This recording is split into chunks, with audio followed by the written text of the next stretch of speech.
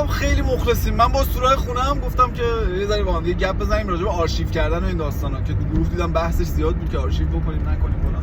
ببین منم این راهو رفتم راستش دیگه.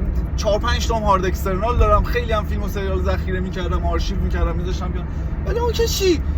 یعنی که چقدر احتمالش پیش میاد که شما یه سریالی مثلا چه میدونم پریزون بریک رو دیدی بعد آرشیو کنی که بعداً بشینی نگاه کنی، اونم با این وضعی که الان هست، یعنی اصلا رگباری داره هر هفته فیلم و سریالای جدید میاد.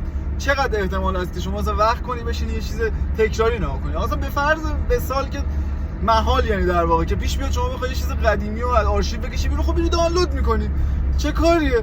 یعنی هم تو هزینه هاردت در واقع صرفه جویی می‌کنی، ولی خب تو اون قضیه اینترنت یه ذره باید چیز سر شل کنید دیگه. حالا پیش میاد یه چیزی گیرید باید دانلود کنید، ولی به نظر من آرشیو کردن اشتباه محضه.